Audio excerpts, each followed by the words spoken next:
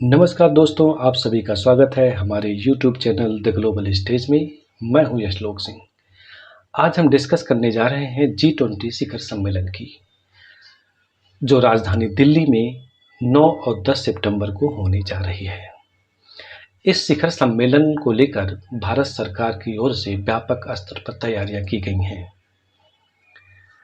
यह सम्मेलन भारत के लिए अत्यंत महत्वपूर्ण है। इसके पीछे एक बहुत बड़ा कारण है। आने वाले समय में भारत सरकार की मंशा भारत को 5 ट्रिलियन की इकोनॉमी बनाना है। इस दिशा में यह सम्मेलन मील का पत्थर साबित हो सकता है। G20 शिखर सम्मेलन में आने वाले जो देश हैं या जो इसके सदस्य देश हैं, इनकी आर्थिक मामलों में बहुत बड़ी भूमिका है। वर्ल्ड जीडीपी के 85% का यह प्रतिनिधित्व करते हैं, वहीं वर्ल्ड ट्रेड का 75% में इनकी हिस्सेदारी है। इससे सहज ही अंदाजा लगाया जा सकता है कि यह सम्मेलन और इसमें शामिल देश भारत के लिए कितने महत्वपूर्ण हैं, भारत की इकोनॉमी को मजबूत बनाने की दिशा में इनकी ओर से कितनी बड़ी भूमिका निभाई जा सकती है।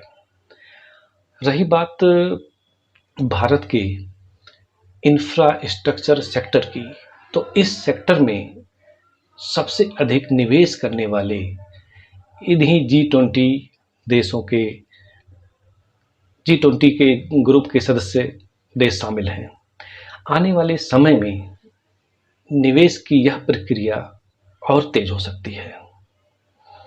इन्हीं सब कारणों से भारत सरकार ऐसा प्रयास कर रही है कि इस ग्रुप में शामिल बड़ी अर्थव्यवस्था वाले देशों का योगदान भारत को आत्मनिर्भर बनाने, मेक इन इंडिया को सफल बनाने और भारत की अर्थव्यवस्था को मजबूत बनाने के लिए किया जाए। अमेरिका के राष्ट्रपति जो बाइडेन शुक्रवार को इस शिखर सम्मेलन में हिस्सा लेने के लिए भारत पहुंच रहे हैं।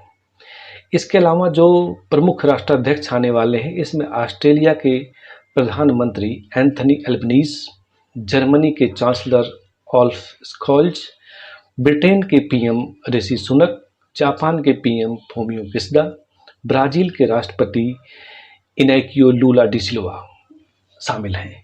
इसमें जो नहीं आ रहे हैं वो हैं चीन के राष्ट्रपति शी जिनपिंग के नहीं आने के पीछे कई कारण हैं। सबसे पहले हम डिस्कस कर लें कि उनके न आने को लेकर चाइना की ओर से क्या कहा गया है। चाइना के विदेश मंत्रालय के प्रवक्ता ने कहा कि इस शिखर सम्मेलन में कुछ कारणों से शी जिनपिंग नहीं आ पा रहे हैं, लेकिन उनके स्थान पर चाइना के प्रीमियर ली qiang इस शिखर सम्मेलन में हिस्सा लेने के लिए आएंगे। ली qiang के आने को लेकर मुहर लग गई है, लेकिन सवाल ये पैदा होता है कि आखिर शी जिनपिंग क्यों नहीं आ रहे हैं। इसके पीछे एक बड़ा कारण यह है कि दुनिया के तमाम देश, जो प्रमुख देश इस शिखर सम्मेलन में हिस्सा लेने के लिए आ रहे हैं, वह चीन को शी जिनपिंग के सामने आड़े हाथों ले सकते थे। इसमें कई मुद्दे हैं, जैसे कोविड-19 महामारी को फैलाने का आरोप चीन पे लगता है, या अभी तक चीन का पीछा नहीं छोड़ रहा है। दूसरा कारण है कि अपने पड़ोसियों के साथ चीन का सीमा विवाद, कर्ज के जाल में दूसरे देशों को फंसाना आदि मुद्दों पर शी जिनपिंग को इस सम्मेलन में घेरा जा सकता था। अब इन सब से बचने के लिए, असहज होने से बचने के लिए शी जिनपिंग नहीं आए, वह अपने प्रीमियर को इसमें भेज रहे हैं। और हम एक चीज़ यह भी बताना चाहते हैं कि जो चीन की ओर से कहा गया है कि ये बड़ा सकारात्मक है कि चीन भारत को G20 शिखर सम्मेलन को महत्व देता है और इसकी सफलता के लिए सभी देशों के साथ मिलकर काम करना चाहता है। और चीन के विदेश मंत्रालय के प्रवक्ता ने भी कहा कि G20 की मेज़बानी कर रहे भारत का वह पूरी तरह से समर्थन करता है और इसकी सफलता के लिए कामना करता है। तो यह बात चीन की ओर से कही गई है। हालांकि बड़ा हैरान करने वाली बात है, लेकिन अच्छी बात है कि चीन को शायद कुछ सद्बुद्धि आ गई। चीन ने भी कहा कि भारत और चाइना के बीच संबंध स्थिर हैं और द्विपक्षीय संबंधों में सुधार होगा और मिलजुल कर हम काम करेंगे। जैसा कि आपको पता है कि गलवान घाटी के बाद 2 जून 2020 में जो गलवान की घटना हुई थी, उसमें चाइना, उसके बाद से चाइना भारत के संबंधों में काफ़ी खटास आ चुका है। ऐसे में इस प्रकार का बयान चाइना को जो दिया गया है G20 शिखर सम्मेलन को समर्थन देने के लिए, तो इसका स्वागत करना चाहिए। वहीं अब देखा जाए तो चीन अगर इस सम्मेलन में आता तो हो सकता है कि कुछ चीज़ें और बेहतर होती। दोनों देशों के बीच हो सकता था कि जो सीमा पर शांति के लिए वार्ता चल रही है, उसके लिए भी कोई प्रधानमंत्री नरेंद्र मोदी जी के साथ कोई फ्रूटफुल डिस्कशन हो सकता था। लेकिन फ़िलहाल ऐसी उम्मीद नहीं है।